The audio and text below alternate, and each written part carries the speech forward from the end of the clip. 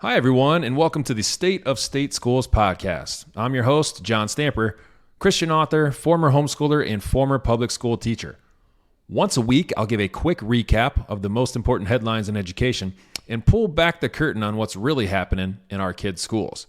If you're a teacher, parent, or homeschool family, this podcast is for you. Thanks for listening, and let's get started. Hi, everybody. Welcome to episode number 29, coming from the week of July 3rd. This week, we're talking about how a Missouri school board is drawing the line with activists. We're talking about school choice and how it's going gangbusters in Iowa. And we're talking about the NEA continuing to promote radical books to its teachers. Story number one, the National Education Association, the NEA, which is the nation's largest teachers union and largest union period, they just released their recommended summer reading list for teachers. The list consists of 11 books and includes a controversial book called Gender Queer. This book has been the subject of school board protests and parent pushbacks due to its sexually inappropriate descriptions of oral sex and its discussions on masturbation. Another book called White Fragility also made the list, and this book claims that white people use anger, shame, and guilt to avoid being held accountable for their racism. The NEA consistently promotes radical political materials to its teachers. This is nothing new.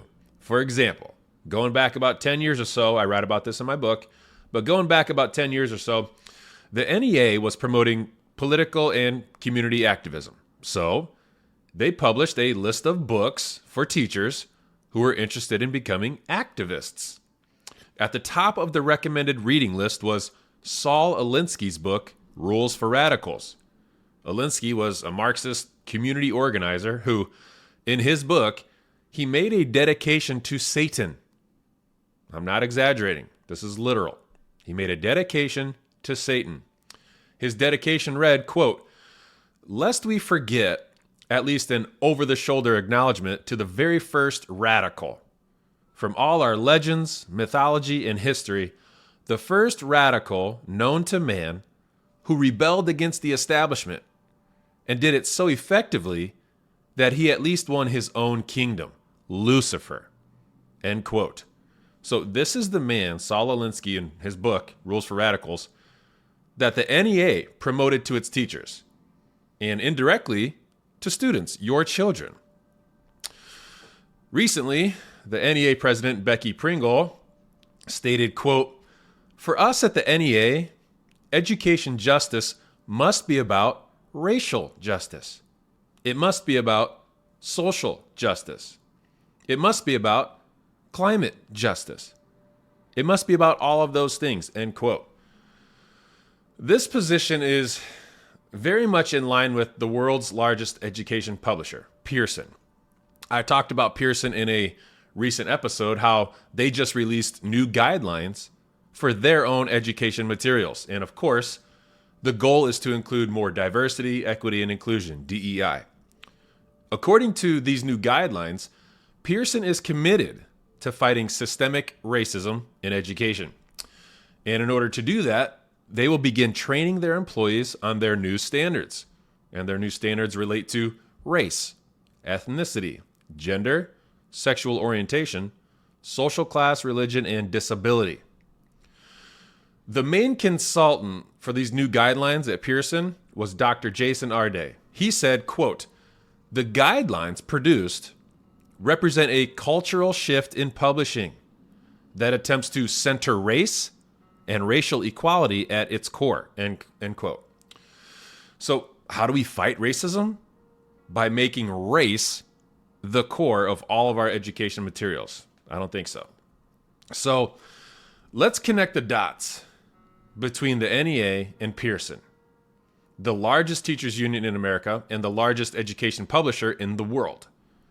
Both recently stated their intentions to focus on race, social justice, climate justice, gender, and sexual orientation. Both have decided to focus on political and social issues instead of focusing on academics. Pearson makes the materials, and the teachers unions use those materials in the classroom. So what does this mean for public education? What should parents and teachers in the public schools expect to see in the near future? Well, I always like to learn from history, so we can look back at where this sort of thing has happened before, and that can give us an idea as to what we can expect here. So where else throughout history have we seen education systems focus on race, social and political issues, instead of focusing on academics, like the NEA and Pearson are doing? Chapter 8 in my book goes more in depth on this issue, but here are just a few examples. First of all, the education system in the USSR under Vladimir Lenin, and I talk about this all the time, as often as I can, really, because it's important.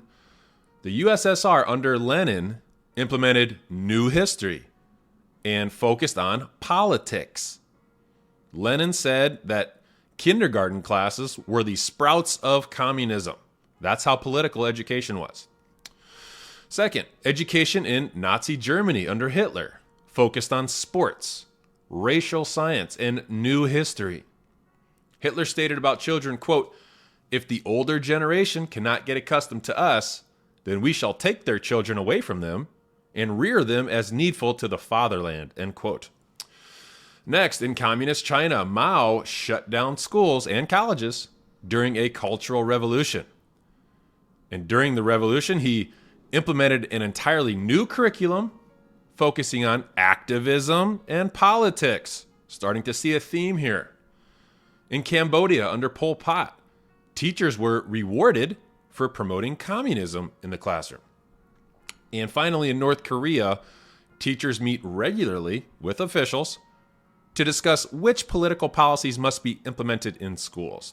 So, sure, this path has been taken before, but under Marxist and communist regimes, atheist regimes that contributed to the rise of communism in the 20th century and led to approximately 100 million deaths through the Holocaust, genocides, and mass starvation.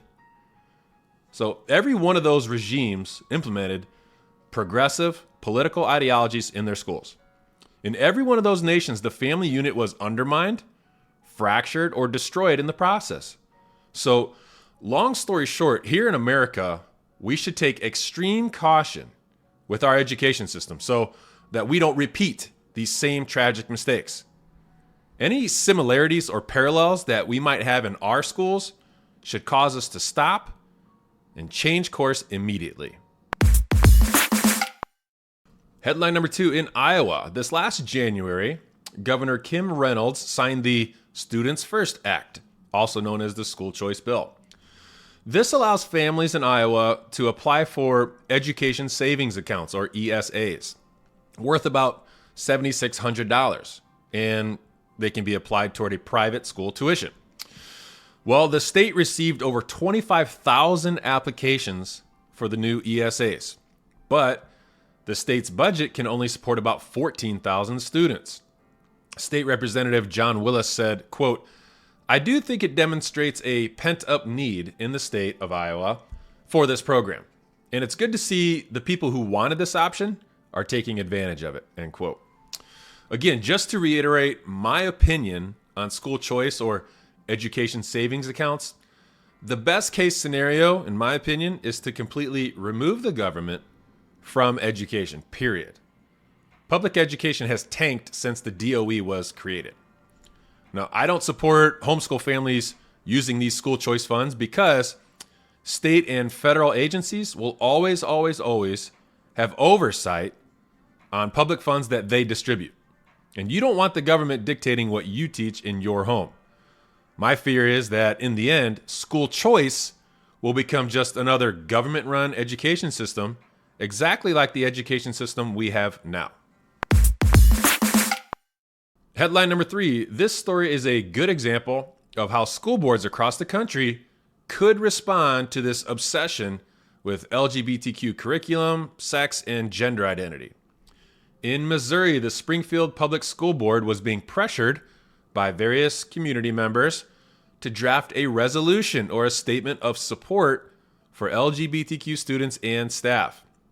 So, One board member did prepare a response, but the statement wasn't exactly what was asked for. The statement said, quote, "As a member of this prestigious board, I'm not here to push forward an agenda of sexual identity, GLO, rainbow cults, MAGA groups, Pride, NRA, NAACP, or any other group or faction. This resolution is nothing more than a distraction for our school system. I view this resolution as an attack on these four walls by activists who constantly try to distract this board from its mission and vision. I did not become a member of this board to help facilitate activists and their agenda," end quote. So I think this is a solid response. It's a common sense position. It's not the only way to respond to activism, but at least it's clear, saying, this is a distraction. We're not here to facilitate activism. That's fair enough. I can get on board with that. So leave those issues to parents and families and let schools focus on academics. Well, that's all I have for you this week. That's the state of state schools. Thanks, everybody.